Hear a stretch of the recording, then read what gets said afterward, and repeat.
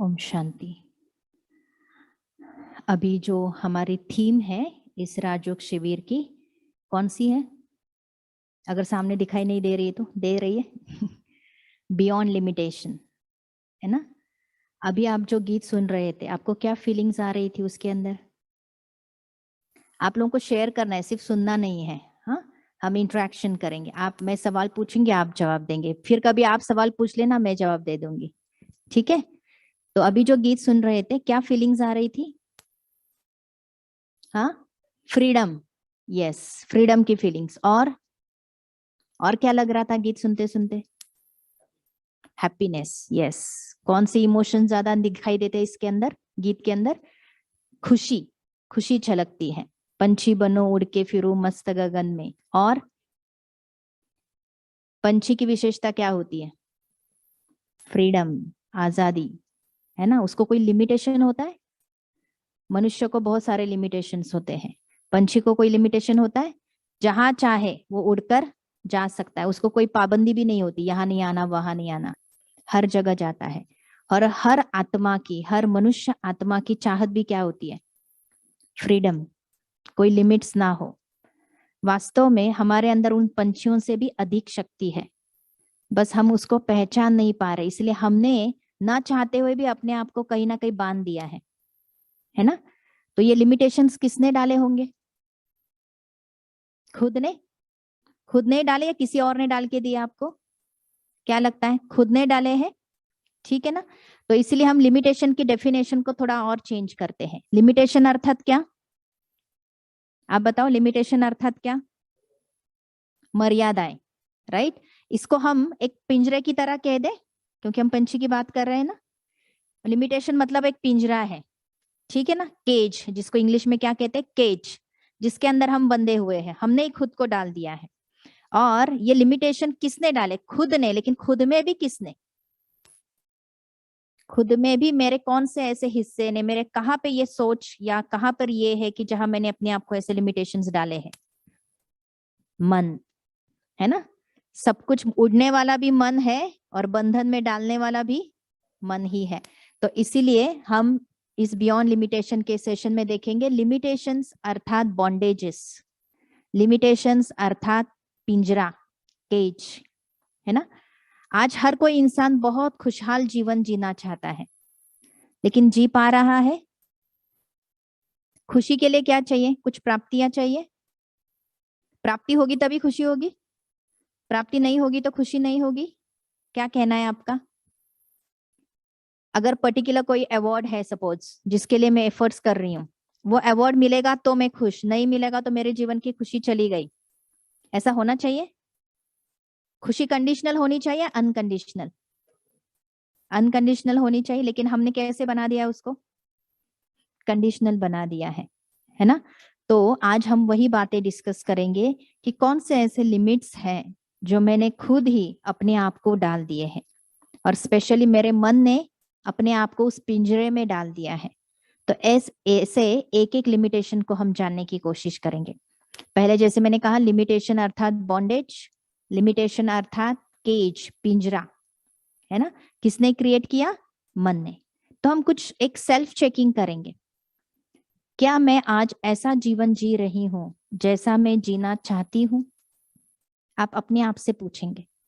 यहाँ हम रियलाइजेशन करने के लिए आए हैं, यहाँ हम कुछ सीखने के लिए, कुछ परिवर्तन जीवन में लाने के लिए आए हैं, और स्पेशली सकारात्मक परिवर्तन, राइट। तो कुछ एक रियलाइज करना बहुत जरूरी है। रुचा बेन, आप स्लाइड्स नेक्स्ट करेंगे। तो जैसे हम ये देख रहे थे, लिमिटेशंस मीन माइंड ब्लॉकेजेस, किसने क्रिएट किए हैं? मन ने किए हुए ब्लॉकेजेस, और जिसको हम केज कहेंगे, पिंजरा कहेंगे। Next slide. तो एक बहुत सुंदर कहावत है, life is a journey filled with unexpected miracles. जीवन एक ऐसी यात्रा है जिसमें अनएक्सपेक्टेड मिरेकल्स है, मैजिक्स है, जादू है। आपको पता नहीं अगले पल क्या होने वाला है आपके साथ, पता है? और हमारे साथ नहीं, किसी को भी पता नहीं किसके साथ क्या होने वाला है। आजकल तो हम कितना अचानक अचानक की न्यूज सुनते हैं। अचानक ये हो गया, अचानक वो हो गया, अचानक किसी को हार्ट अटैक आ गया, अचानक कोई एडमिट हो गया, अचानक किसी का एक्सीडेंट हो गया, अचानक कोई कुछ हो गया और सामने परिस्थिति आ गई। तो ये जीवन एक ऐसी यात्रा है जिसमें बहुत सारी मिरेकल्स है, बहुत सारी जादू है, बहुत सारे सस्पेंस है।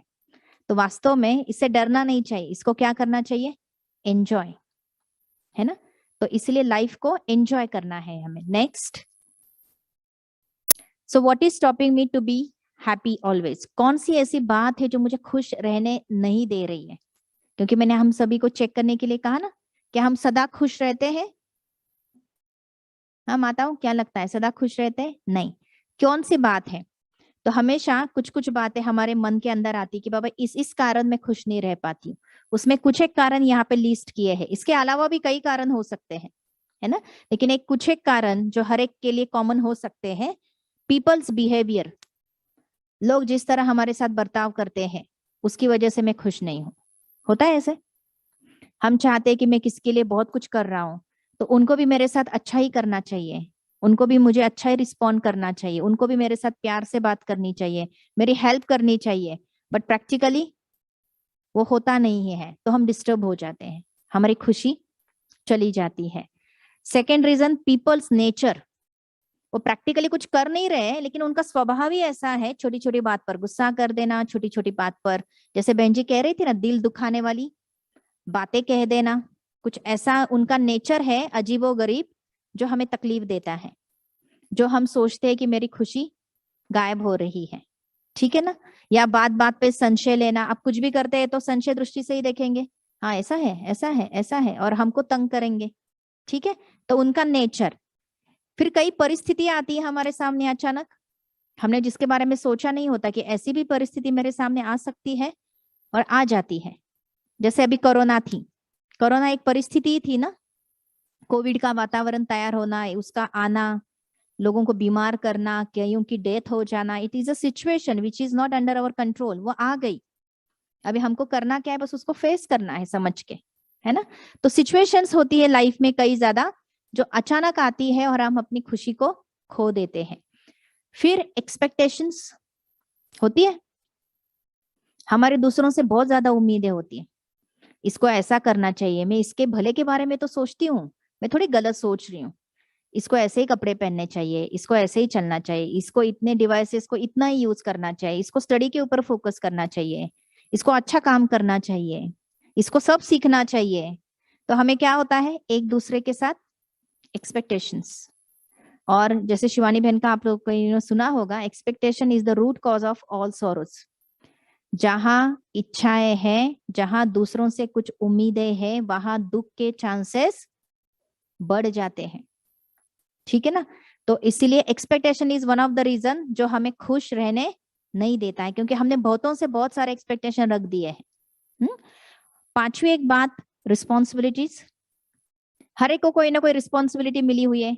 माताएं हैं तो घर को संभालने की रिस्पॉन्सिबिलिटी, भाई है तो कमाने की रिस्पॉन्सिबिलिटी है, अपने परिवार को चलाने की रिस्पॉन्सिबिलिटी, बच्चे हैं तो स्टडी की रिस्पॉन्सिबिलिटी है ना। हर एक के ऊपर कोई ना कोई रिस्पॉन्सिबिलिटी। कई बार हम लोगों को क्या ख्याल आता है, शायद ये रिस्पॉन्सिबिलिटीज ना होती तो कैसे होता। जस्ट इमेजिन, आपको कोई भी जिम्मेदारी नहीं है तो आपकी जीवन खुशहाल होती? कोई जिम्मेदारी नहीं, क्या लगता है खुशियों से भर जाएगी हमारी जीवन? कुछ नहीं करना है आपको, हाँ आप किसी ने आपके ऊपर कोई निर्भर है ही नहीं, कोई आपके प्रति कोई एक्सपेक्टेशन है ही नहीं कि इसको ये करना चाहिए, इसको वो करना चाहिए, कोई जिम्मेदारी नहीं है आपके ऊपर। हाउ यू विल फील, कैसे लगेगा आपको? Relax, right. और आजाद पंछी लगेगा, no responsibility, free from everything. अलबेले हो जाएंगे, कईयों को लगता है रिवर्स इफेक्ट होगा, और ज्यादा केयरलेस, और ज्यादा अलबेले। अच्छा, और किसी को क्या लगता है? एब्सोल्युटली, जीवन क्या हो जाएगा? नीरस, क्योंकि जीवन जीने का कोई लक्ष्य ही नहीं होगा। लक्ष्यहीन जीवन, लक्ष्यहीन जीवन हो जाएगा। Next slide. तो हम अभी रिस्पॉन्सिबिलिटीज के बारे में भी एक बताएंगे, उससे पहले हम जब खुशी की बात कर रहे थे, खुशी का एक फॉर्मूला है ना। मैथमेटिक्स बच्चे लोग सीखते हैं, मैथमेटिक्स में पता होता है एक डायरेक्टली प्रोपोर्शनल होता है, एक इनवर्सली प्रोपोर्शनल होता है। डायरेक्टली प्रोपोर्शनल मतलब वो दूसरी वाली चीज बढ़ती है तो इधर वाली चीज भी बढ़ती है, और इनवर्सली प्रोपोर्शनल मतलब इधर वाली चीज बढ़ती है तो इधर वाली चीज कम होती है। तो यहाँ पर दिखाया है एंजॉयमेंट या happiness equal to directly proportional inner world power. मेरे मन के अंदर एक जो दुनिया है, उस दुनिया कितनी शक्तिशाली है वो दुनिया, उसके ऊपर मेरी खुशी डिपेंडेंट है। जितनी मेरे अंदर की दुनिया, मन की दुनिया सुंदर होगी, शक्तिशाली होगी, गुणों से भरपूर होगी, सकारात्मकता से भरपूर होगी, उतनी मेरी खुशी की लेवल बढ़ेगी। और नीचे क्या लिखा है? एक्सटर्नल वर्ल्ड पावर, मतलब मेरे अंदर से नहीं आ रहा, बाहर से चीजें जो आ रही है उसकी पावर। जैसे लोगों का स्वभाव, ये मेरे कंट्रोल में है क्या? नहीं, है ना। उनका मेरे साथ बिहेवियर मेरे कंट्रोल में है? नहीं। फिर सिचुएशंस जो मेरे लाइफ में आ रही वो मेरे कंट्रोल में है? नहीं। तो ये सारी एक्सटर्नल चीजें थी। ये एक्सटर्नल चीजें जितनी बढ़ेगी उतना मेरा हैप्पीनेस कम होता जाएगा। तो मुझे अगर अपने आप को सदा खुश रखना है तो कौन सी पावर को बढ़ाना पड़ेगा? Inner world power. और राजयोगा मेडिटेशन जो आप यहाँ सीखने आए हैं, आप इस जर्नी के दौरान धीरे धीरे सीखते जाएंगे। आपको महसूस होगा आपकी इनर वर्ल्ड पावर, आपकी आंतरिक शक्तियां दिन ब दिन बढ़ती जा रही है। ये राजयोगा की शक्ति है, ये राजयोगा की प्राप्ति है। ठीक है, नेक्स्ट स्लाइड। जैसे भाई जी कह रहे थे, रिस्पॉन्सिबिलिटी नहीं होगी तो निश्चिंत जीवन, रिलैक्स जीवन, लेकिन वास्तव में everyone likes the idea of having no responsibilities until we realize that a life without responsibility has no purpose। अगर जीवन में जीने का कोई लक्ष्य ना हो, कोई जिम्मेदारी ना हो, तो जीवन व्यर्थ हो जाता है। क्योंकि रोज उठने के लिए कोई लक्ष्य ही नहीं। आज हम रोज जल्दी क्यों उठते हैं? किसी को कॉलेज भागना है, किसी को स्कूल भागना है, किसी को नौकरी के लिए भागना है, माता जी को डब्बे बना के देने, हर एक को खिलाना है, इसलिए जल्दी उठते हैं। आपको अगर उठने का कोई लक्ष्य ही नहीं, आप कितना देर सोते रहेंगे? फिर तो जानवर जैसी लाइफ हो जाएगी हमारी। कभी भी उठो, कभी भी खाओ, कभी भी कुछ भी करो, जीने का कोई मजा ही नहीं रहेगा।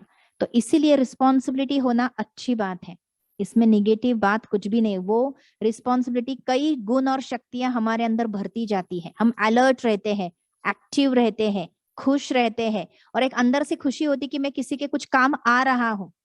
आपके पास रिस्पॉन्सिबिलिटी नहीं होगे तो कोई आपको पूछेगा भी नहीं। घर में आप देखो, जो काम नहीं करता है ना, उसकी वैल्यू कितनी होती है? जो कुछ काम नहीं करता, जो घर के लिए कुछ नहीं करता, उसकी वैल्यू बहुत कम होती है। और जो घर के लिए बहुत कुछ करता है, उसकी वैल्यू ज्यादा होती है। तो रिस्पॉन्सिबिलिटीज होनी चाहिए, उसमें निगेटिव कुछ भी नहीं है। वो आपके अंदर के गुण शक्तियों का विकास करने वाली है। Next slide. अभी हम मन के बात आते हैं, क्योंकि हमने डिसाइड किया है कि हमको इनर वर्ल्ड पावर बढ़ानी है, अपनी आंतरिक शक्तियों को बढ़ाना है। तो आंतरिक शक्तियों में सबसे पहले आता है मन। मन को देखा है आपने? देखा है? नहीं देखा है कि नहीं? हमारे पास है लेकिन देखा नहीं है ना? क्योंकि इस दुनिया के अंदर जो चीजें अदृश्य है वही चीजें सबसे ज्यादा शक्तिशाली है, और जो दृश्य है उसकी शक्ति इतनी नहीं है। मन दिखता नहीं है, लेकिन हमारे जीवन को सबसे ज्यादा कंट्रोल करने वाला कौन है? मन। तो मन को लोगों ने बहुत अलग अलग चीजों के साथ कंपेयर किया है। Mind is like a water, पानी की तरह, जिसमें क्या होता है? लहरें उठती ही रहती है। कौन सी लहरें? विचारों की लहरें। आपने अभी कभी अपने मन को ऑब्जर्व किया कि आपके मन में कोई विचार नहीं आ रहा, एकदम निरसंकल्प आपका मन हो गया? ऐसी अवस्था किसने फील की है? होता है। मेडिटेशन में भी थॉटलेस नहीं बनते हैं हम। थॉट की फ्रीक्वेंसी कम हो जाती है, जीरो नहीं होती है। कोई इंसान कितना भी प्रयास करे अपने मन को जीरो लेवल तक लेके आने का, it is not at all possible. Positivity अर्थात जीरो थॉट नहीं, पॉजिटिविटी अर्थात कम थॉट और पावरफुल थॉट। कम है लेकिन पावरफुल है, समझा? तो इसीलिए मन को वाटर के साथ इसीलिए कंपेयर किया गया है। पानी, कभी भी आपने देखा कि पानी में कोई लहर ही नहीं उठ रही है? नदी बह रही है लेकिन नदी में कोई लहर नहीं है, सागर बह रहा है लेकिन सागर में कोई लहर नहीं है, तालाब में पानी है लेकिन उसमें लहर नहीं है। ऐसे हो सकता है? कंटिन्यूअस, छोटी या बड़ी, लहरें उठती ही रहती है। वैसे हमारा मन भी एक उसी की तरह है जिसके अंदर विचारों की लहरें उठती रहती है। फिर दूसरा, मन को एक गार्डन के साथ कंपेयर किया है। गार्डन में क्या होते हैं? वैरायटी फूल होते हैं। कोई फूल बहुत खूबसूरत होते हैं, खुशबूदार होते हैं, कोई ऐसे भी अनचाहे कैसे आ जाते हैं, है ना, दिखने में भी खूबसूरत नहीं, कोई खुशबू भी नहीं। वैसे हमारे मन के जो विचार होते हैं, कुछ विचार ऐसे होते हैं जिसमें गुणों की खुशबू होती है। जो विचार क्रिएट करते ही हमें भी खुशी होती है, और वो विचारों के वाइब्रेशन जब दूसरों तक पहुंचते हैं तो उनको भी खुशी होती है। तो ऐसे सकारात्मक, पॉजिटिव, शक्तिशाली विचार, हाँ, जैसे अच्छे फूल की तरह है, जिनकी खुशबू हमें भी सुगंधित करती और दूसरों को भी सुगंधित करती।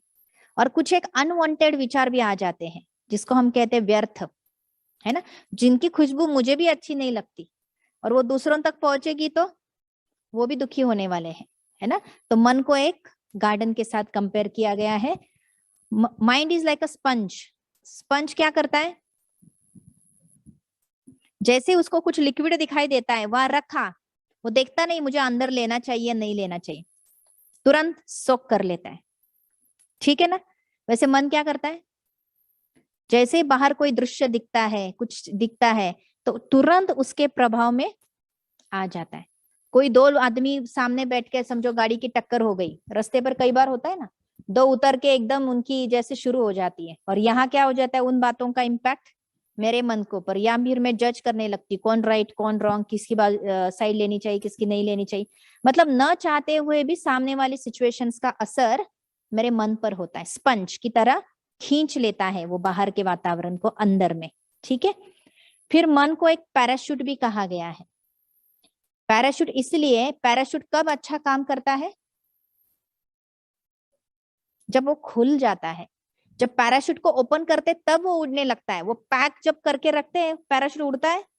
नहीं उड़ता है, उसको खोलना पड़ता है, तब वो उड़ान भरता है। वैसे मन को भी जितना खुला छोड़ेंगे, खुला मतलब फालतू थॉट्स के लिए नहीं, जितना विशाल बनाएंगे, एक्सेप्टेंस पावर बढ़ाएंगे, उतना मन क्या रहेगा? हल्का, उड़ता रहेगा अच्छे थॉट्स में, ठीक है ना। तो मन को पैराशूट कहा गया है। मन को मैग्नेट कहा गया है। मैग्नेट क्या करता है? आकर्षित करता है। वैसे मन में भी आकर्षण शक्ति का एक लॉ है, लॉ ऑफ अट्रैक्शन के बारे में आपने सुना होगा। आकर्षण शक्ति एक करके एक कॉन्सेप्ट है दुनिया के अंदर, साइंटिस्ट लोगों ने निकाली है। इसके अंदर क्या होता है, अगर मैं अच्छी बातों का चिंतन करती हूँ तो अच्छी बातें मेरी तरफ अट्रैक्ट होती है, और मैं बुरी बातों का चिंतन करती हूँ तो बुरी बातें मेरी तरफ अट्रैक्ट होती। मुझे समझ में नहीं आता चिंतन से कैसे अट्रैक्ट होती, लेकिन ये साइंस है, ये विज्ञान है, ये लॉ है, जो ऑटोमेटिक वो वाइब्रेशन, अच्छे वाइब्रेशन अच्छाई को अट्रैक्ट कर लेते हैं, निगेटिव वाइब्रेशन निगेटिविटी को अट्रैक्ट कर लेते हैं। इसीलिए सब क्या बोलते हैं? पॉजिटिव थिंकिंग करो, पॉजिटिव थिंकिंग करो, क्योंकि पॉजिटिव थिंकिंग होगी तो पॉजिटिव चीजें आपकी तरफ अट्रैक्ट होंगी, ठीक है। नेक्स्ट, मन एक टीवी की तरह है। टीवी पर क्या होता रहता है? सीन बदलते रहते हैं, एक सीन दूसरा सीन तीसरा सीन चौथा सीन। वैसे मन के अंदर क्या होता है? कभी घर का सीन दिखाई देता है, कभी ऑफिस का सीन दिखाई देता है, कभी किसका स्विच होता रहता है मन, बार बार इधर उधर इधर उधर। तो मन को टीवी की उपमा दी गई है। मन घोड़े की, घोड़ा क्यों कहा गया? घोड़े को लगाम लगाना मुश्किल होता है, घोड़ा अनकंट्रोलेबल होता है। वैसे मन आज लोग क्या समझते हैं? अनकंट्रोलेबल हो गया है, नहीं चाहते हैं कि हम इस बारे में सोचें, लेकिन न चाहते हुए भी मन बार बार उसी सोच में डूब जाता है, और इतना कई बार गहराई तक ले जाता है कि लोग डिप्रेशन में चले जाते हैं, है ना। आज जो मैक्सिमम डिसीजेस है ना, मन से रिलेटेड है, साइकोसोमैटिक डिसीजेस कहा जाता है इसके। मन की बहुत सारी बीमारियां, कई लोगों को पता ही नहीं कि हमको मन की बीमारी भी है, लेकिन they are going through it. लेकिन वो जब ज्यादा बढ़ जाता है तो फिर डॉक्टर्स को कंसल्ट किया जाता है। क्यों?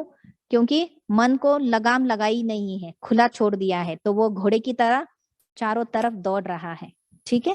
और लास्ट है, mind is like an iceberg. Iceberg मतलब जिसको हिम पहाड़ कहते हैं शायद, है ना, हिमनग। हाँ, इसके बारे में पता है किसको क्या होता है ये? जैसे सागर होता है ना, सागर में जहाज के आगे कई बार बर्फ के पहाड़ आ जाते हैं, बहुत बड़े बड़े पहाड़, जो जहाज के लिए एक थोड़ी चैलेंज होता है उसको क्रॉस करना या उसको साइड से निकालना, लेकिन वो हिम का बर्फ, वो जो है बर्फ का जो पहाड़ है वो इतना ऊंचा होता है, हमको लगता है बाप रे कैसे क्रॉस करें। और लेकिन एक्चुअल जो स्टडी किया गया है, जो हिम का पहाड़ नजर आता है जहाँ वाटर लेवल के ऊपर, वो सिर्फ 10% होता है। 90% पहाड़ कहाँ होता है? नीचे। वैसे हम अपने मन को कितना परसेंट जानते हैं? 10%। कि मैं ये सोचती हूँ, मैं ये सोचती हूँ, मैं ये सोचती हूँ। ये कॉन्शियस माइंड को सिर्फ हम पहचान पाते हैं, लेकिन एक्चुअल जो काम कर रहा है हमारे जीवन में वो है सब कॉन्शियस माइंड, जो 90% हमारे अंडरस्टैंडिंग से भी नीचे है। ठीक है, और वहां पर हमें धीरे धीरे पहुंचना है, ताकि क्योंकि सबसे ज्यादा पावरफुल है सबकॉन्शियस माइंड, जिसके तक अभी तक हम पहुंचे नहीं है। तो इनर वर्ल्ड को पावरफुल बनाने के लिए इंपॉर्टेंट रोल किसका रहेगा? मन का रहेगा। तो इस मन को हमें कंट्रोल में लाना है, और यही राजयोग मेडिटेशन है। ठीक है, नेक्स्ट स्लाइड। ओके, अभी आप थोड़ा इस बात के बारे में चिंतन करेंगे। What's happening in my inner world through out the day. मेरे मन के अंदर सारा दिन में क्या क्या चलता रहता है? सोच सकते हैं? रोज मतलब कुछ बातें कॉमन होंगी, हो सकता है कुछ एक बातें डिफरेंट भी होंगी, लेकिन कुछ एक थॉट है जो हम कंटिन्यूअसली उसी टाइप के थॉट क्रिएट करते रहते हैं। बता सकते हैं कौन कौन से ऐसे थॉट हमारे मन में चलते हैं सारे दिन के अंदर? बहुत सारे, लेकिन कुछ एक जैसे जिम्मेदारी से कनेक्टेड कई थॉट होते हैं हमारे। मुझे ये काम इतने टाइम लिमिट के अंदर करना है ना, तो उसके कैसे करना है, क्या करना है, उसकी क्वालिटी क्या हो, तो ऐसे टाइप के भी थॉट चलते हैं हमारे, है ना। और किस प्रकार के थॉट चलते हैं?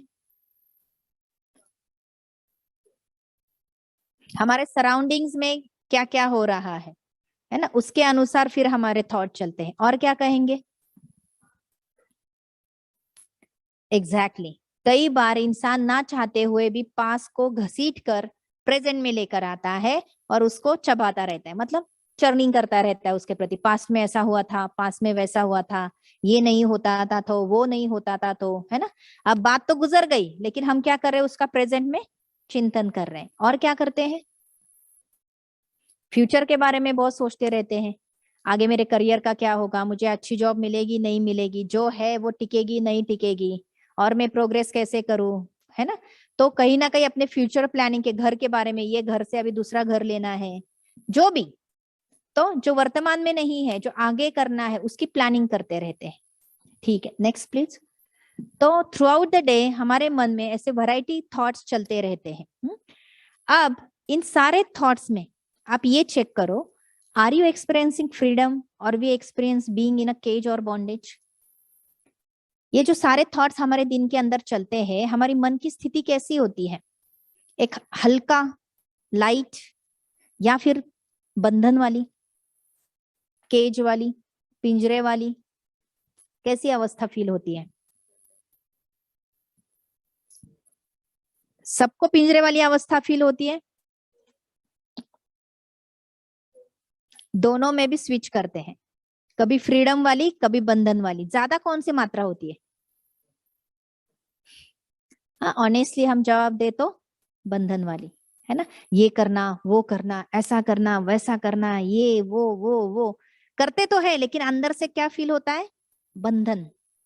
वो खुशी से नहीं करते, हाँ मुझे ये करना है, वाओ चलो लेट्स डू। वो कितना बार हमारे अंदर उमंग उत्साह रहता है? कई बार तो हम बस करने के लिए करते रहते हैं, करते रहते हैं। ये आज हमारी माइंड स्टेट है। ठीक है, नेक्स्ट। तो इस केज में डालने वाली बातें कौन है, कौन सी है, उसको हम जानते हैं। कौन है जो हमारे मन को इतना हल्का नहीं होने देता है, उड़ने नहीं देता है, खुशी का अनुभव नहीं करने देता है? तो ये कुछ एक बातें यहाँ पे लिस्ट की है, इसके अलावा भी कुछ हो सकती है। पहले है वाइसेस, जिसको हम मनोविकार कहते हैं। मनोविकार पता है कौन कौन से होते हैं? नए आत्माएं बताएंगे मनोविकार कौन कौन से होते, पता है? वाइसेस जिसको हम कहते हैं काम, क्रोध, लोभ, मोह, अहंकार, ईर्ष्या, द्वेष, घृणा, नफरत, आलस्य, पता है ना ये सारे? अलबेलापन, ये सब क्या है? मनोविकार। ये किसी ने भरे नहीं हमारे अंदर आके, तुम आलसी बनो, तुम अलबेले बनो, तुम क्रोधी बनो। किसने डिसाइड किया? खुद ही ने। तो किसने पिंजरे में डाला खुद को? ठीक है ना? तो एक हमें बंधन में डालने वाली चीज है हमारे अंदर में छुपे हुए ये सारे मनोविकार। दूसरा कारण हमारी इच्छाएं। कितनी इच्छाएं होता है इंसान के पास? हाँ, कहा जाता है मनुष्य मन इच्छाओं का सागर है। क्या है? सागर। एक इच्छा पूरी नहीं होती दूसरी खड़ी होती, दूसरी पूरी नहीं होती तीसरी खड़ी होती है। आज सोचते ये गाड़ी अच्छी है, बहुत मेहनत करके वो गाड़ी ले आते हैं। जब देखते सामने वाले ने उससे बेहतर गाड़ी लाई तो कहते अरे मैं थोड़ा और इन्वेस्ट करता तो वो गाड़ी आ जाती थी। मतलब जो चाहते थे वो तो पा लिया, लेकिन अभी आगे की इच्छा उसके आगे। मतलब कभी हम संतुष्ट रहना चाहते ही नहीं है, इच्छाओं को हम बढ़ाते चल रहे, और ये इच्छाएं हमें सुख और चैन का अनुभव नहीं करने दे रही है। इच्छाएं होनी चाहिए, अच्छी इच्छाएं जरूर रखो, कुछ जरूरी इच्छाएं जरूर रखो, लेकिन उसको सागर ना बना दो, कंपैरिजन मोड में ना आ जाओ, है ना? भगवान ने हमें जो दिया है, बहुत कुछ दिया है, हम हमेशा उन बातों को देखते हैं जो नहीं मिली है। कभी बैठकर ये सोचे कि मुझे क्या क्या मिला है इस जीवन के अंदर। अच्छा खासा शरीर मिला है, कितने लोगों को तो पैर नहीं है, हाथ नहीं है, आंखें नहीं है, कानों को सुनाई नहीं देता है, मुख से बोल नहीं सकते हैं, एटलीस्ट हमारी बॉडी तो ठीक है, हम चल फिर सकते हैं, काम कर सकते हैं, सब कुछ कर सकते हैं। तो जो मिला है उसको अप्रिशिएट करना सीखो, जो नहीं मिला है उसके पीछे भागना नहीं है। डेफिनेटली कुछ एम्स रखना है, ऑब्जेक्टिव रखने हैं, उसको हासिल करने के लिए टैलेंट्स भी डेवलप करने हैं, लेकिन भागना नहीं है उसके पीछे। ठीक है ना? तो ये हुई डिजायर्स। फिर है कुछ एक संस्कार। हमारे ना अंदर कुछ संस्कार से, जो आगे के लेसन में आपको और क्लियर होगा, कुछ एक संस्कार है जो हमें चैन से रहने नहीं देते हैं। जैसे संतुष्ट न रहने का संस्कार। कितना कुछ मिला है लेकिन फिर भी लगता है कुछ तो कमी है, कुछ तो कमी है। मतलब वो हमारी आदत है ना खुश ना रहने की, वो हमको खुश रहने नहीं देते हैं। ऐसी कोई ओल्ड हैबिट्स है जो हमारे वो संस्कार हमारे खुशी में बाधा बन रहे हैं। और रिलेशनशिप्स, आज रिलेशनशिप क्या है हर एक के लिए एक चैलेंज है। वैसे तो हम सारे रिलेशनशिप निभा रहे हैं, माता पिता के साथ निभा रहे हैं, भाई बहनों के साथ निभा रहे हैं, हस्बैंड वाइफ निभा रहे हैं, माता पिता और बच्चे निभा रहे हैं, लेकिन कैसा है रिलेशनशिप? इज इट हेल्दी या निभाना पड़ता है? कितना इजी है निभाना? आप बताओ आपके एक्सपीरियंस से कैसे लगता है रिलेशनशिप्स निभाना? तनाव कि बाबा मैं कुछ थोड़ा भी बोल दूं ना, हो पता नहीं ये क्या उसका असर आएगा इनके ऊपर, कहीं दुखी ना हो जाए, कहीं हर्ट ना हो जाए, पता नहीं कब कौन फीलिंग में आ जाए। और कभी कभी हमारा इंटेंशन कुछ भी नहीं होता है किसी को कुछ कहने का, हम तो यूं ही कह देते हैं, लेकिन सामने वाला उस बात को अपोजिट ले लेता है और क्या हो जाता है? दुखी हो जाता है। ठीक है ना? तो रिलेशनशिप भी क्या कर रहे हैं? हमको पिंजरे में डाल रहे हैं। और लास्ट बात, गैजेट्स। गैजेट्स में क्या आता है? ये सब लेके जो घूम रहे हैं ना हाथ में बड़े बड़ी शान से, अरे सारी दुनिया अभी मेरे मुट्ठी में आ गई है। वास्तव में सबसे ज्यादा गुलाम बनाने वाली जो चीज है ये मोबाइल है। याद रखना, कितनी भी अट्रैक्टिव हो, कितनी भी चीज ये हो, लेकिन किसी ने स्वामी विवेकानंद जी से एक सवाल पूछा था कि स्वामी जी जहर क्या है? जहर की डेफिनेशन पूछी थी। किसी को पता है इसका जवाब क्या है? स्वामी जी ने क्या जवाब दिया? कोई भी चीज जरूरत से ज्यादा इस्तेमाल करना वो जहर है। कोई भी चीज जरूरत से ज्यादा उसका सेवन करना या फिर उसको इस्तेमाल करना वो हमारे लिए जहर का काम करती है। तो आज के जीवन में किसी भी पीढ़ी में बच्चों से लेकर बूढ़े तक कौन सी चीज जहर का काम कर रही है? ये मोबाइल, ये टीवी, ये साइंस के गैजेट्स। क्योंकि इन्होंने भी हमको बांध के रखा है। कैसे बांधा है? आप बताओ कुछ एग्जाम्पल, कैसे बांध के रखा है इन्होंने हमें? बताओ अपने एक्सपीरियंस से बताओ। कई बार हमारी एक फ्रेंड हमको मिलने के लिए आई है, सामने बैठी है, और वहां से दूसरी फ्रेंड का मैसेज मोबाइल पे आता है, हम प्रायोरिटी किसको ज्यादा देते हैं? आजकल लोग देखो ज्यादा प्रायोरिटी किसको होती है? जो फिजिकली बैठा है उसको होती है या जो मोबाइल पे है उसको होती है ना? आजकल लोगों को इतना भी मैनर्स नहीं है कि जब 2-3 लोग आपस में बात कर रहे हैं तो मोबाइल की घंटी एक तो जोर से बजेगी, वो तो एक शान होती है, कौन सी रिंगटोन लगाई है, बड़े आवाज से वो डिस्टर्ब करेगी, फिर ऊपर से हम फोन उठाएंगे और जोर जोर से बातें करना शुरू करेंगे, जबकि हम 2-3 लोग आपस में चर्चा कर रहे हैं, और हम प्रायोरिटी किसको दे रहे हैं? जो तीसरा मोबाइल पे कॉल कर रहा है। हम उसको लो प्रायोरिटी पे भी रख सकते हैं, हम मोबाइल साइलेंट भी रख सकते हैं, ये कम्युनिकेशन पूरा होने के बाद कॉल बैक भी कर सकते हैं। क्या इतना जरूरी है कि तुरंत फोन उठा लेना चाहिए हमें? बहुत कम बार ऐसी सिचुएशन होती है कि सच में इमरजेंसी और तुरंत उठाना चाहिए, वो बहुत कम बार 1% चांसेस होते हैं, है ना? लेकिन 99% टाइम्स आपको वो फोन उसी समय उठाकर बाकियों को डिस्टर्ब करने की आवश्यकता नहीं होती है, लेकिन हम इस बात की केयर करते हैं, है ना? खुद भी नहीं करते और दूसरों करते हैं तो उनके ऊपर गुस्सा होता है, यार इनको इतना भी नहीं समझता, है ना? और करते क्या है, खुद भी वही करते हैं। तो ये गैजेट्स जो है, इन्होंने भी आज हमें क्या किया है, अपना गुलाम बना दिया है।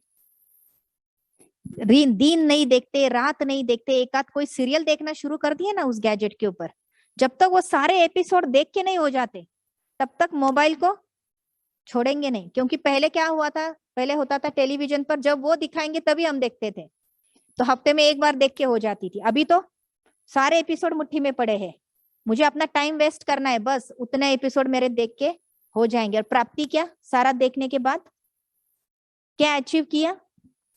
3 घंटा मूवी देख ली, 6 घंटा कुछ देख लिया, उसके बाद की प्राप्ति होती या अप्राप्ति होती? क्या अनुभव है?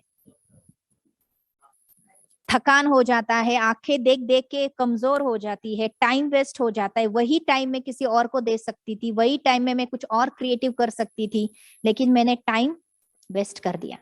ठीक है ना? एग्जैक्टली तो मैं जरूरत से ज्यादा मैं यूज नहीं करने के ऊपर अगेंस्ट नहीं हूं, लेकिन कहाँ यूज कर रहे हैं, कितना अपने प्रोग्रेस के लिए यूज कर रहे हैं, कितना अपनी अच्छाई के लिए यूज करना है, ये हर एक को अपना डिसाइड करना है ना?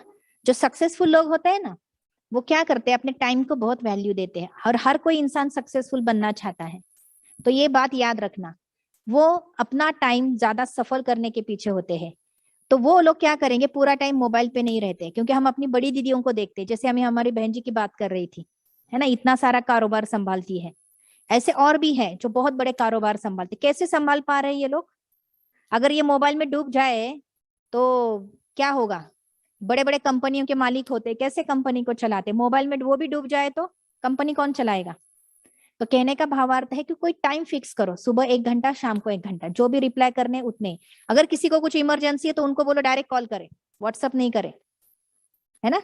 और जो पहले रिश्ते हैं वही हम निभा नहीं पा रहे, फिर हम फेसबुक पे जाके इधर जाके क्या करेंगे, फ्रेंडशिप्स बढ़ाते जाएंगे, फ्रेंडशिप बढ़ाते जाएंगे, जो है संभाले नहीं जा रहे, और नए बढ़ाओ और नए बढ़ाओ। और जितने रिश्ते बढ़ेंगे उतना इधर तकलीफ बढ़ेगी या कम होगी? क्योंकि हर एक को खुश करने के पीछे कितना टाइम एनर्जी वेस्ट होगी, है ना? तो चीजें की इंपॉर्टेंस को समझो। ठीक है, नेक्स्ट। तो ये सारी चीजें हमारे लिए कौन सा काम कर रही है? पिंजरे का काम कर रही है। तो पिंजरा कोई और नहीं क्रिएट कर रहा, मैं ही क्रिएट कर रही हूँ। अपने स्वभाव, संस्कार, अपनी कमजोरियां, है ना, अपने गैजेट्स को यूज करना, इच्छाओं को ज्यादा बढ़ाना, ये मेरे लिए फायदेमंद नहीं है, ये मेरा नुकसान कर रहे हैं, ये हमें रियलाइज होना चाहिए। अब ये जो लिमिटेशन है, क्योंकि हमने कहा है हमें बियॉन्ड लिमिटेशन जाना है, हमें इस केज के बाहर जाना है, तो कौन कौन से टाइप के लिमिटेशन है वो यहाँ पे डिफाइन किए हैं, वो हमने ही क्रिएट किए हैं, वो भी और किसी ने हमारे लिए क्रिएट नहीं किए हैं।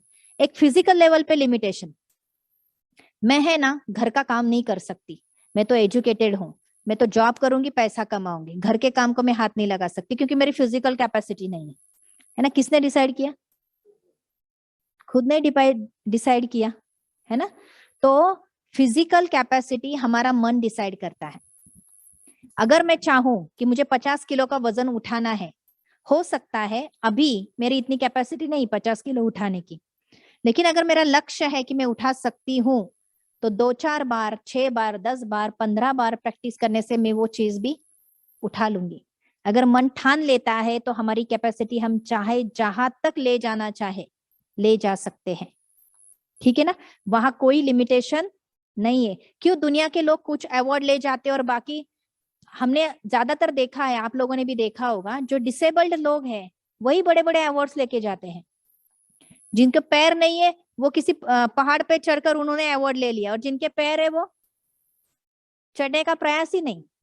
तो उनको एक्स्ट्रा क्या मिला है? जब उनके पास वो कमजोरी के ऊपर जो मनोबल था वो उसने काम किया ना। तो हम भी अपने मनोबल के ऊपर काम करेंगे कि yes I can do everything.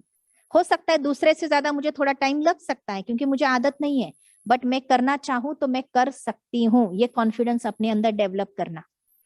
तो फिजिकल लेवल पे लिमिटेशन हमें खुद ही नहीं क्रिएट करने हैं। हम सब कुछ कर सकते हैं, भगवान ने ये शरीर दिया है ना, तो बाकियों के शरीर कर सकते हैं तो मेरा शरीर भी कर सकता है।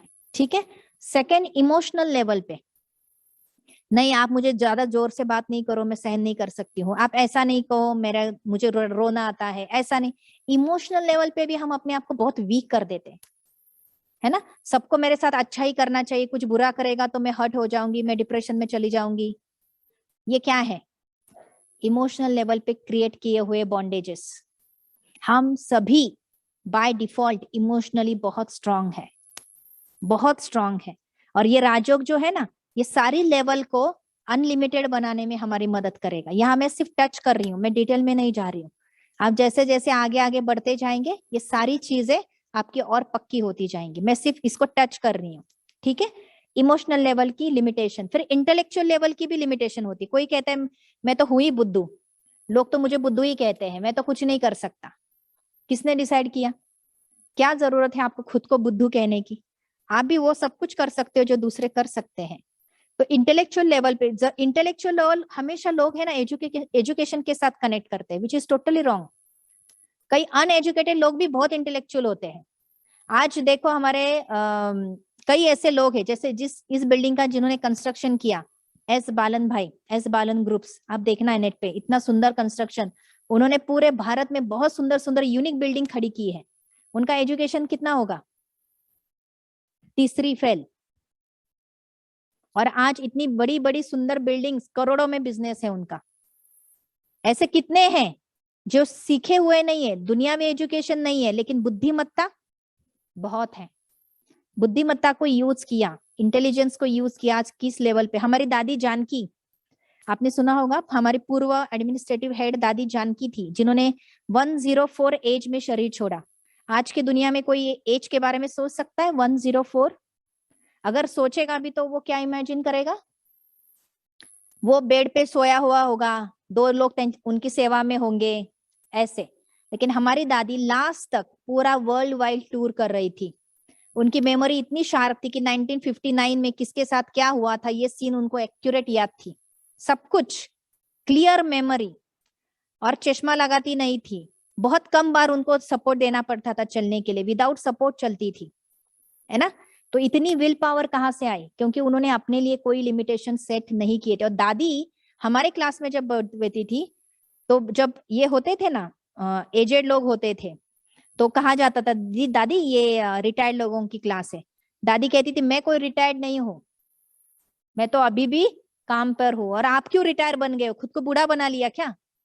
उनकी एज 60-70 और दादी की 90 और 100 होती थी एज, है ना। तभी उन्होंने अंदर में माना नहीं था कि मैं बूढ़ी हो गई हूँ। बूढ़ा क्या होता है? मन बूढ़ा हो जाए तो तन बूढ़ा हो जाता है। लिमिटेशंस। तो मेक्स मतलब हमें क्या करना है, अपने आप को बियॉन्ड लिमिटेशन ले चलना है, क्योंकि हमारे अंदर वो शक्ति है जो डेवलप करने में राजयोगा हमें मदद करेगा। फिर सोशल लेवल पे हम कुछ लिमिटेशन बना लेते हैं। मैं गैदरिंग्स में नहीं जाती हूँ, मुझे बात करना मुश्किल लगता है, लोगों के इंटरेक्शन में आना मुश्किल लगता है ना। तो कुछ सोशल लेवल पे हम अपने आप को लिमिटेशन डाल देते हैं। हाँ, हमके टू मच सोशलिटी में भी नहीं जाना है। अननेसेसरी लोगों के साथ बात करो, अननेसेसरी कनेक्शन बना लो, अननेसेसरी फोन एक्सचेंज करो, फोन पे बातें फालतू करते रहो, ये बात नहीं है। सोशल बनना मतलब जितना जरूरी है मुझे जीवन के लिए, उतना मैं लोगों के साथ इंटरेक्ट कर पाऊं, सही रीति से इंटरेक्ट कर पाऊं, ये अपनी सोशल लेवल डेवलप करना। फिर लास्ट है स्पिरिचुअल लेवल। स्पिरिचुअल लेवल पे भी हमने लिमिटेशन डाल दिए हैं। Meditation, oh impossible, I can't do it. हम तो घर गृहस्थ संभालने वाले, हम तो बिजनेस करने वाले, हम तो नौकरी करने वाले, हम तो पढ़ाई पढ़ने वाले, ये मेडिटेशन कब सीखना चाहिए बताओ? जब काठी हाथ में आ जाए ना, तब मेडिटेशन सीखना चाहिए। राम राम करो अभी। कई लोगों ने मेडिटेशन को इस तरह कनेक्ट किया है ना, लेकिन मुझे नहीं लगता आप उसमें से है, क्योंकि आप यहाँ आकर बैठे हैं तो जरूर कुछ सीखने की इच्छा है। जैसे पुराने कुछ समय पहले एक्सरसाइज एक चॉइस थी, आपको करनी है या नहीं करनी है आपकी मर्जी, लेकिन आजकल की बढ़ती बीमारियां देखते हुए डॉक्टर क्या कहते हैं, एक्सरसाइज इज मस्ट। अगर नहीं करेंगे तो बीमार तो आप ही होने वाले हो, डॉक्टर का कोई नुकसान है क्या? नहीं। तो लोग थोड़ा ही सही पैदल करेंगे, थोड़ा ही सही घर में कुछ ना कुछ करते रहेंगे, प्राणायाम करेंगे, कुछ ना कुछ करेंगे, क्योंकि फिजिकली फिट रहना चाहते हैं। तो वैसे आज फिजिकल फिटनेस से भी ज्यादा ऊपर फिटनेस है माइंड की फिटनेस, क्योंकि आज लोग फिजिकली कम बीमार होते हैं, मेंटली ज्यादा बीमार होते हैं। फिजिकली हम 2-3 महीने के बाद एक बार बीमार पड़ेंगे, और मेंटली 2-3 मिनट के बाद भी बीमार पड़ सकते हैं। किसी ने कुछ उल्टा सुल्टा कह दिया, मुझे बीमारी लग गई, है ना। तो माइंड फिटनेस के लिए भी हमें मेडिटेशन हेल्प करेगा। इसलिए अपने आप को स्पिरिचुअली भी लिमिट नहीं करो। आई कैन डू मेडिटेशन, जहां रहती हूँ, जो काम करती हूँ, वो सब कुछ संभालते हुए मैं मेडिटेशन कर सकती हूँ, अपने आप को मेंटली एम्पावर कर सकती हूँ। ये कॉन्फिडेंस अपने अंदर डेवलप करेंगे। नेक्स्ट, तो कुछ स्टेप्स शेयर किए हैं बॉन्डेज फ्री बनने के लिए या अपने लिमिटेशन से बियॉन्ड जाने के लिए। सबसे पहले हर कोई अपने क्या बॉन्डेजेस मैंने किस लेवल पे क्रिएट किया है वो ढूंढे, क्योंकि हर एक का अपना अपना होगा, हर एक का एक जैसा नहीं हो सकता।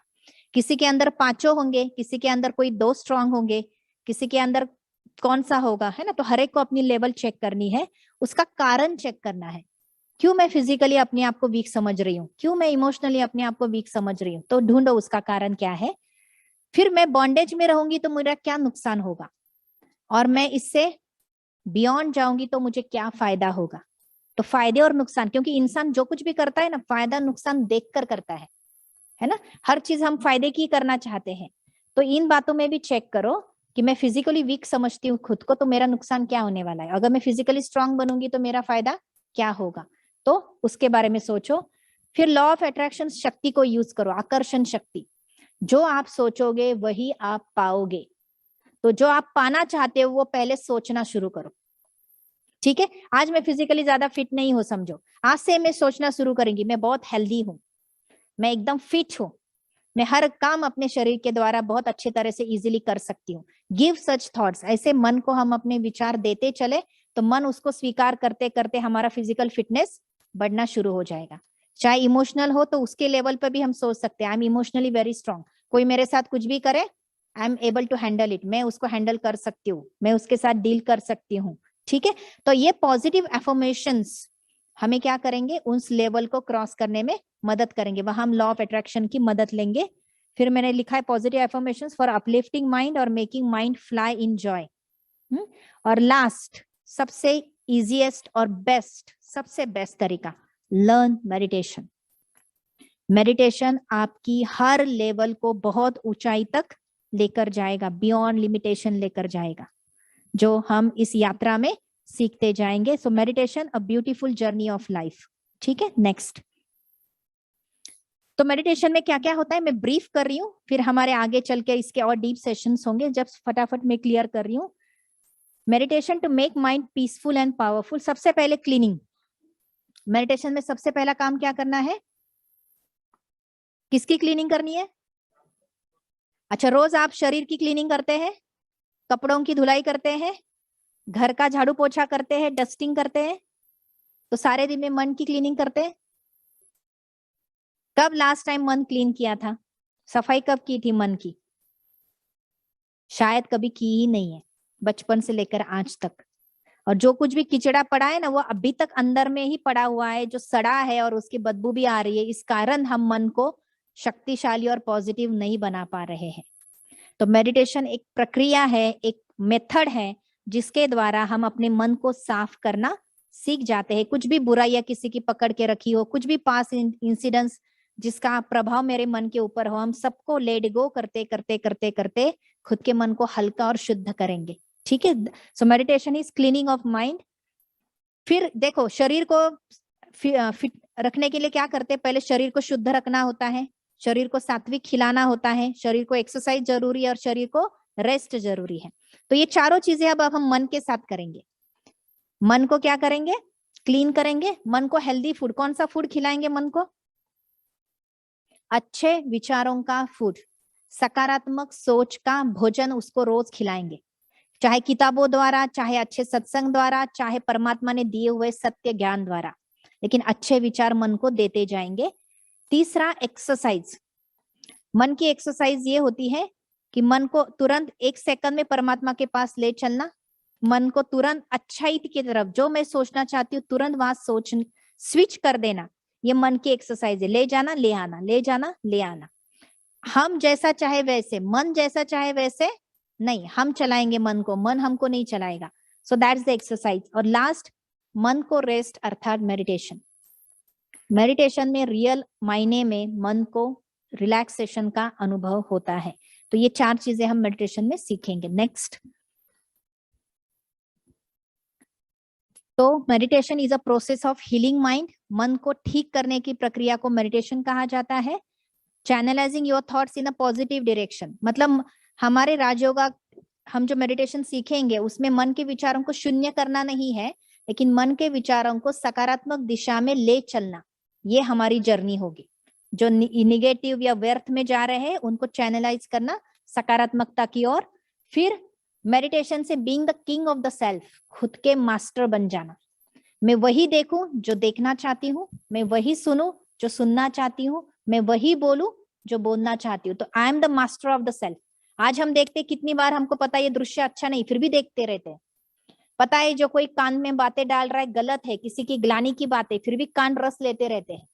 कई बार पता है मेरे मुख से जो शब्द निकलेगा सामने वाले को घायल करने वाला है, फिर भी बांध छोड़ ही देते हैं। तो इसको क्या कहेंगे? ये मास्टरी है या स्लेवरी है? हम मालिक है या गुलाम है? गुलाम। तो मेडिटेशन आपको मालिक बनाने में मदद करता है और खुद को परमात्मा के साथ जोड़कर परमात्मा की शक्तियों को स्वयं के अंदर भरना और अपने आप के अंदर वो विल पावर बढ़ाते चलना, charging the self with supreme, ये मेडिटेशन है। ठीक है, नेक्स्ट। यहाँ आप देख सकते हैं मेडिटेशन के फायदे बताए हुए हैं। वो जो बड़ी लाइट दिखाई दे रही वो परमात्मा है, उसका परिचय हम आज ही लेंगे आज के सेशंस में, मैं ज्यादा डीप में नहीं जा रही हूँ। और वो छोटा स्टार है वो हम है। तो परमात्मा की शक्तियों को हम क्या करेंगे? अपने अंदर भरते चलेंगे। नेक्स्ट,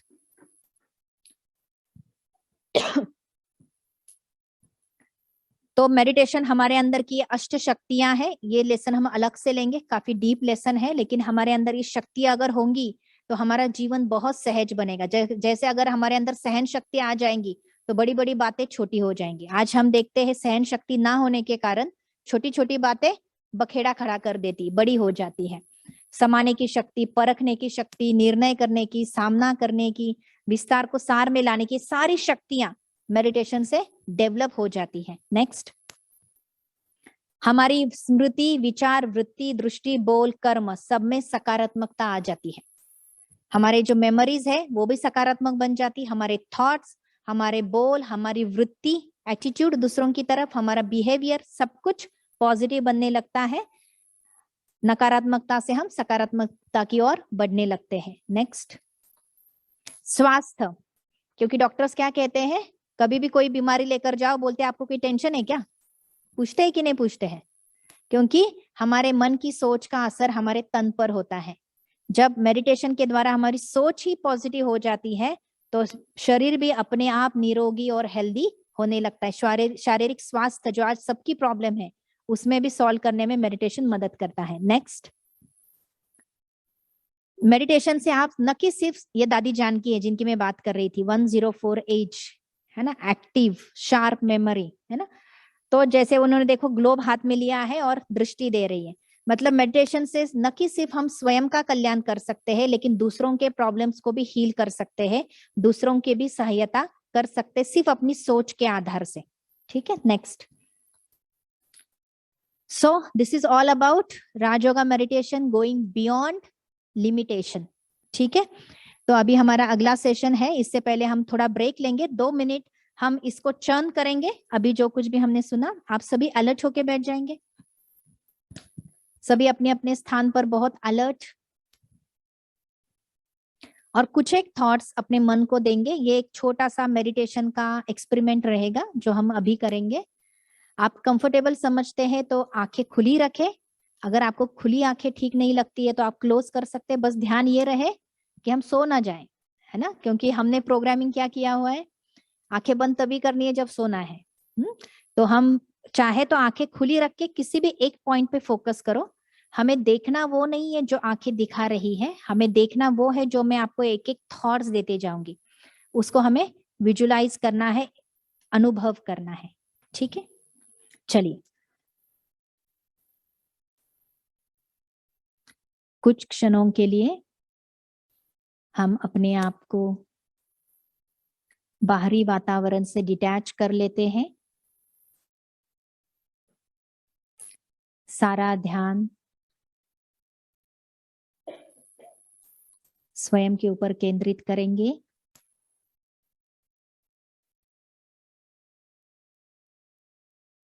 अपने मन को अनुभव करने की कोशिश करेंगे। अपने मन के साथ बातें कीजिए। हे मन, अब तू कहीं नहीं भागेगा। हम शांति से एक जगह बैठ जाएंगे। मन को भी हॉल में लेकर आएंगे।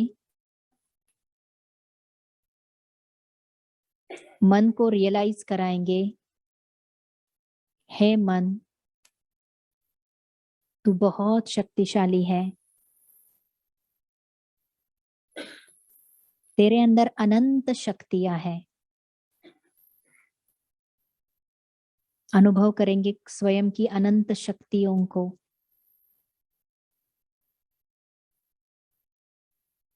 मैं फिजिकली स्ट्रांग हूं। इस शरीर के द्वारा जो कर्म करना चाहूं बहुत आसानी से, सहजता से मैं कर सकती हूँ। मेरा शरीर बिल्कुल स्वस्थ है, निरोगी है।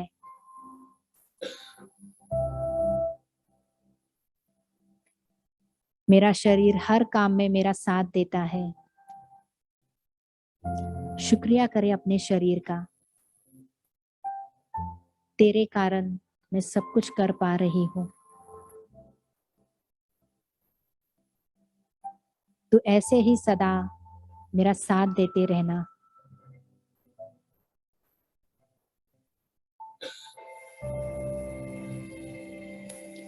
मैं इमोशनली बहुत स्ट्रांग हूँ। मेरी भावनाएं सबके प्रति बहुत सकारात्मक है। किसी की विपरीत भावनाओं का मेरे ऊपर कोई असर नहीं होता।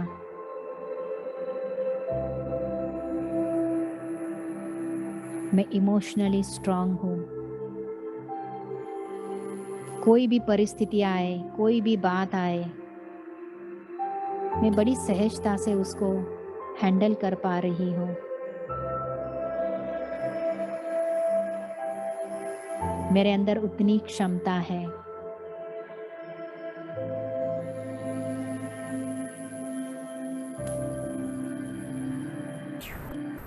मैं इंटेलेक्चुअली भी बहुत स्ट्रांग हूँ। मेरी बौद्धिक शक्ति भी बहुत विकसित है। मैं जो कार्य करना चाहूँ अपनी बुद्धिमत्ता के आधार से कर सकती हूँ।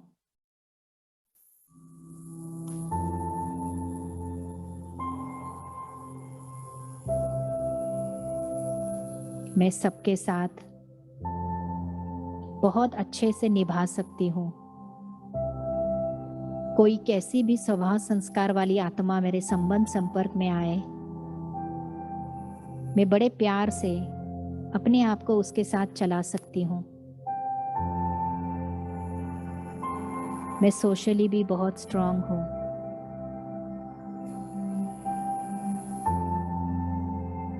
साथ साथ मेरे अंदर आध्यात्मिकता की भी बहुत रुचि है, क्योंकि मैंने समझा है अगर मैं आध्यात्मिक दृष्टि से स्ट्रांग बनूंगी तो बाकी प्राप्तियां सहज हो जाएंगी। मेडिटेशन सीखने की, मेडिटेशन करने की मेरे अंदर चाह है और मुझे इसमें भी कोई मुश्किलात अनुभव नहीं होती। मैं चलते फिरते हर कार्य करते मेडिटेशन कर सकती हूँ, सकारात्मक सोच रख सकती हूँ, सकारात्मक प्रकंपन फैला सकती हूँ। अब मैं सारे बंधनों से पार, बंधन मुक्त स्थिति का अनुभव कर रही हूँ, एक सुंदर उड़ते हुए पंछी की तरह जो जितनी चाहे उतनी उड़ान भर सकता है। मैं एक मुक्त गगन का पंछी हूं जिसे कोई लिमिट नहीं कर सकती और मैं एक खुशहाल जीवन व्यतीत कर सकती हूँ। ओम शांति शांति शांति।